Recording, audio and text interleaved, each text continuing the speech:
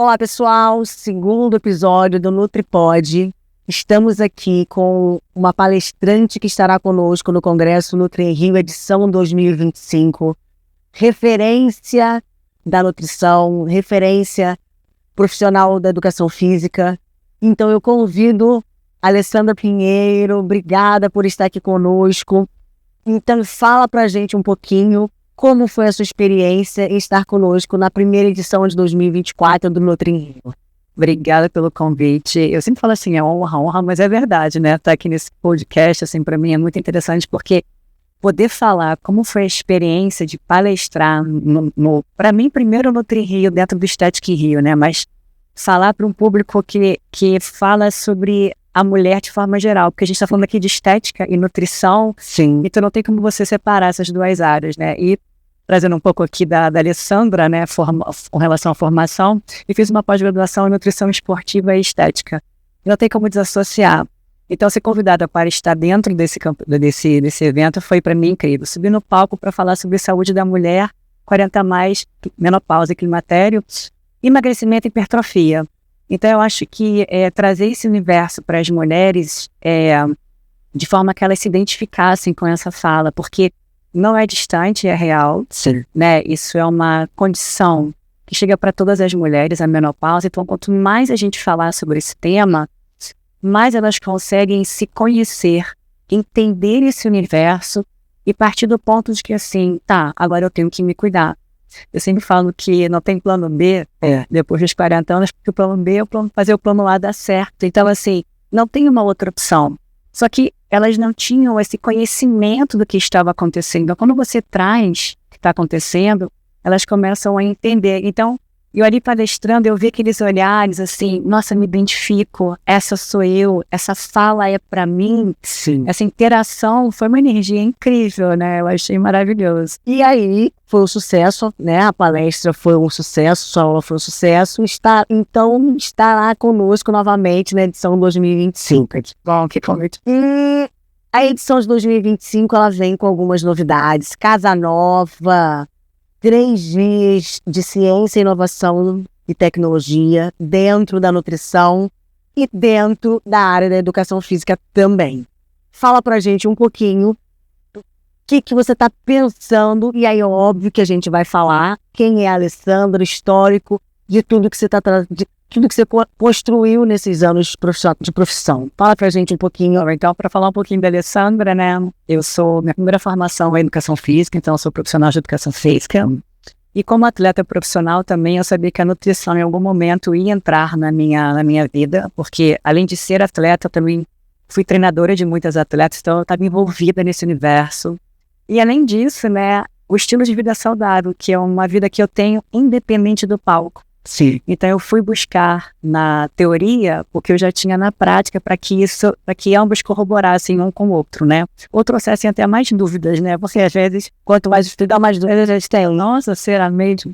E aí, então a nutrição entrou muito forte na minha vida e eu me dediquei, assim, mais do que 100%. Que eu via que a nutrição é 100% do meu dia e da minha vida, né? Então, poder falar disso para mim hoje é falar do meu dia a dia, trazer para as pessoas a possibilidade e da importância da alimentação saudável, do estilo de vida saudável. Então, minha formação é essa. E para o ano que vem, né, claro que a gente não vai trazer tudo aqui porque a gente vai construir essa empresa, mas vai ser, sim, baseado na saúde da mulher, na saúde feminina, nessa fase da mulher do climatério e menopausa, mas trazendo ali de uma outra maneira essa visão, sabe? De uma outra maneira, eu quero que seja até mais, uma interação muito maior com as pessoas que estão ali assistindo, né? Então vai ser um conteúdo também voltado para esse assunto, mas de uma forma diferente. E o que é legal no meio disso tudo é que a gente falou isso no primeiro vídeo que a gente fez na pré-edição de 2024, que está passando pela menopausa. Então, responder para o outro sentindo, na verdade não sentindo, porque não vai se sentir, porque você vai fazer todo um preparo do terreno biológico, mas estar neste momento entendendo que a saúde da mulher, o processo da saúde da mulher, o processo da menopausa é diferente quando a gente fala tendo conhecimento de causa, né? Exatamente. Assim, sendo mulher da fala. Sendo mulher da fala, exato. 48 anos, assim, estou no climatério. Está longe da menopausa? Não, a gente não está longe da menopausa, porque a gente sabe que a menopausa é mais ou menos ali os 50 para uma geral, né? E então, dentro dessa fala, eu gosto muito de trazer assim, cada mulher tem a sua individualidade, cada uma tem a sua menopausa. Sim. Também não dá para comparar. Então, não são todas que vão ter fogacho, contudo, todas vão ter algum tipo de sinal e sintoma, porque tem os silenciosos. Tem aqueles que elas nem sabem, são mais de 70 sinais e sintomas. Então, algum sinal vai para essa mulher dizendo que essa menopausa está se aproximando. E eu, na minha rede social, como gosto muito de dividir isso com as meninas que estão ali me acompanhando, eu falei que os 2 primeiros sinais e sintomas que eu senti do climatério realmente chegando para mim foi queda de cabelo, né, uma mudança na estrutura do fio do cabelo e um aumento do volume do ciclo menstrual. Não teve ainda uma alteração de ficar sem vir ou vir 2 meses, vir 2 vezes no mesmo mês. Porém, um volume muito maior. E um aumento de uma retenção de líquido, porque já tem a ver com o declínio da progesterona, que é o primeiro hormônio que declina. Isso acontece com todas as mulheres, até com as saudáveis, porque isso é natural. Dizer que a menopausa é o envelhecimento da mulher é pesado, mas é uma realidade. Né? A questão é como você vai envelhecer quando você entrar na menopausa. E como você vai conduzir isso no momento que ela estiver acontecendo. Exatamente, por isso que eu gosto de trazer tudo o que acontece, porque às vezes essa mulher não sabe que o ressecamento da área dos olhos é um sinal. Sim. Os dedos das mãos mais enrijecidos é um sinal. Então, assim, e olha que bacana, a gente estamos em setembro, né? É o setembro amarelo. Cuidar do cérebro, da mente. E a menopausa, ela começa na mente. Sim. Os hormônios, progesterona, estrogênio, são neurohormônios. Eu estou falando aqui de declínio de serotonina, de melatonina. Eu estou falando de vários hormônios aqui. A própria progesterona, que é um hormônio muito GABAérgico, que traz o relaxamento e a tranquilidade. Olha a alteração, a labilidade emocional das mulheres sendo abaladas. Então, quando você fala para essa mulher, come menos e gasta mais, essa conta não fecha na menopausa. Porque ela tem declínio de serotonina, ela tem declínio de hormônios que mexem com a mente dela. E aí, olha como você falou uma coisa interessante. Hormônio, declínio de hormônio, alimentação. E aí, se a gente pega uma população, que é uma população, vamos nem falar da população, uma mulher que se alimenta e tem um estilo de vida saudável. Vamos falar da grande maioria da população, né? Que a gente tem a obrigação de levar essa informação para essa mulher. Essa mulher, ela se alimenta mal, tem uma desbiose, e aí a gente sabe que os receptores do sistema nervoso central estão no intestino. Como é que você não vai equilibrar tudo isso e falar da menopausa de forma individual? É impossível, né? É impossível que essa mulher, até enquanto boa candidata para uma terapia de reposição hormonal, se ela não tiver um ambiente, né, que eu digo assim, que ambiente esse hormônio vai encontrar? Se ela não tiver um ambiente saudável, uma microbiota intestinal saudável, uma boa função mitocondrial, se ela não estiver treinando, se alimentando bem, até esse hormônio que vem da terapia de reposição hormonal, talvez não vá surtir tantos benefícios como ela poderia ter. Por exemplo, não tem dose segura de álcool para mulher na menopausa. E eu não estou dizendo que vocês nunca mais vão consumir um álcool, mas eu preciso dizer que não tem dose segura. Eu trouxe um conhecimento, você faz dele o que você quiser. A responsabilidade, eu falo que depois dos 40 anos, a responsabilidade é sua com aquilo que você sabe. Eu vou trazer o conhecimento, você vai ver como é que você vai trabalhar na sua vida. Se não tem dose segura de álcool para mulher na menopausa, ela vai ter que ponderar. Que é a mesma enzima que metaboliza o álcool, metaboliza o hormônio feminino, seja ele da terapia, seja ele da alimentação com os fitoestrógenos. Aí eu te pergunto, que escolha você quer fazer? E aí a pergunta é, né? Ele vai procurar o receptor. E aí, para qual você vai direcionar a ação? Né? Qual é a função? E quando a gente fala da menopausa, do processo de envelhecimento, e a gente fala, essa mulher tem que envelhecer, passar pela menopausa com função, né? Exatamente. Ela tem que ter... É o que eu falo muito assim, as minhas pacientes na menopausa, eu não quero que perca peso, porque perder peso, estou perdendo massa muscular também. E essa é uma fase muito catabólica de perda de massa muscular, de perda de massa óssea, eu não quero isso.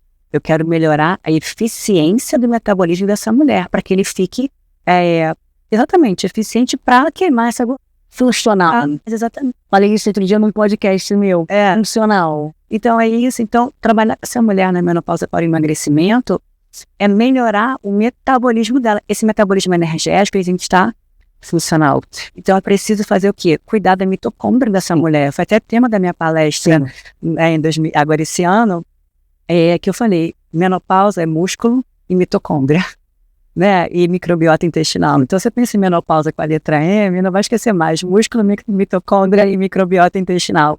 A gente precisa disso para poder ter essa entrada na menopausa de forma mais saudável, né?